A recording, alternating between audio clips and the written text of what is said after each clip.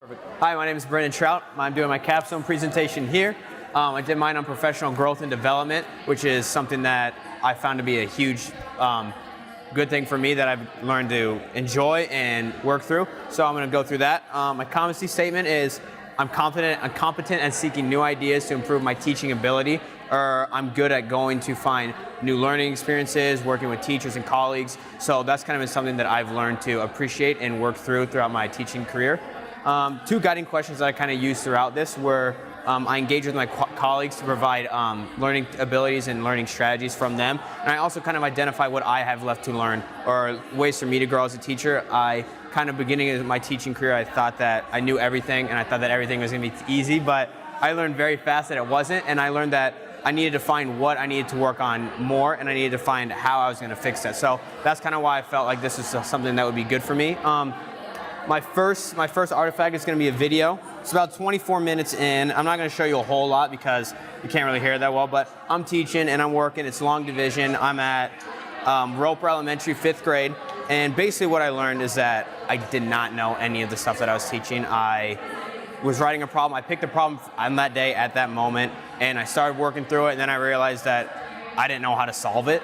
And I just kind of stepped back and I was like, yeah, we're going to go ahead and scrap this one. We're going to do a new problem. So it was that moment when I was kind of like, all right, you need to start planning the day before. You need to know what you're going to do, how you're going to solve it. You need to have everything listed out, because if you're teaching yourself while you're teaching the kids, it's not going to go very well and it's not going to be pretty. I also took notes right after the lesson, and I've kept that for a while because it's something that I learned from a lot.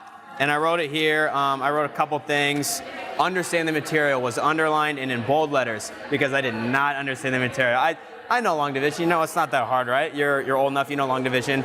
They didn't know long division, and I didn't know how to teach how I knew long division. So that's something I really realized that I may understand it, but I need to make sure that my students understand it as well. I also wrote, know the problems you're going to do before you do them. That was a big one.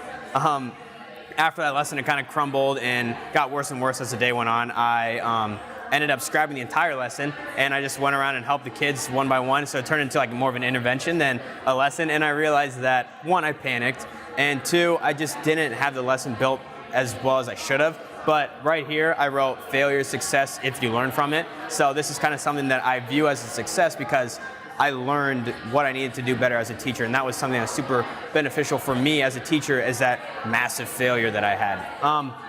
My next use of artifacts is going to be these 3 books right here. This one, and that one. So these are 3 books that I got at a reading liaison meeting for Lincoln Public Schools. My CT was supposed to go do it. She got sick, asked if I could go, and I was like, I mean, I'm not doing anything better tonight, might as well go.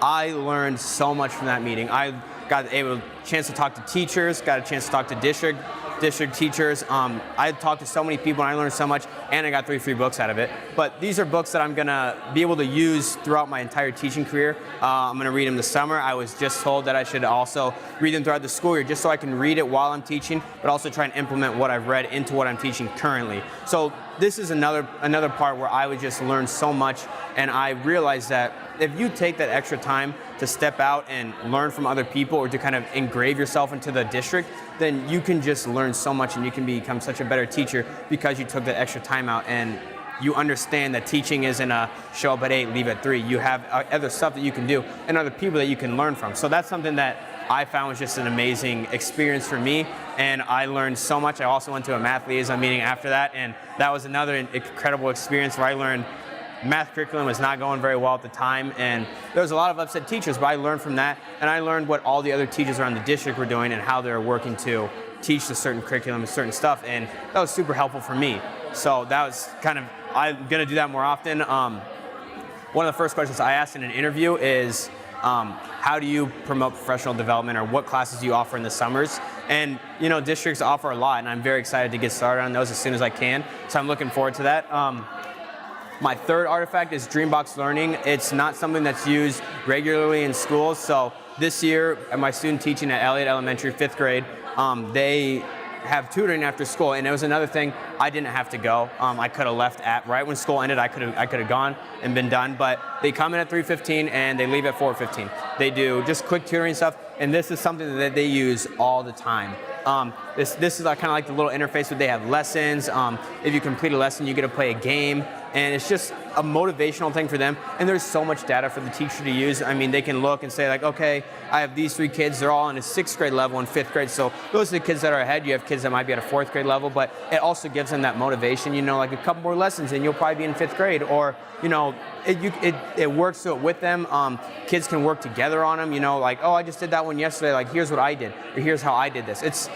I learned from the students in this scenario where they loved learning that and they had fun and they weren't just playing games the whole time. They were actually learning and they were actually enjoying the learning. So I learned from my students the most in that facet where I learned that this is something that works for them and works with them. So I'm planning on bringing this with me to wherever I go next, and kind of bringing it up to my principal, like, hey, this is something that I learned about. It's awesome. I love it. If you want to give it a go and see what you think, you definitely can. But I think it's amazing, and I personally would love to use this if I get the opportunity.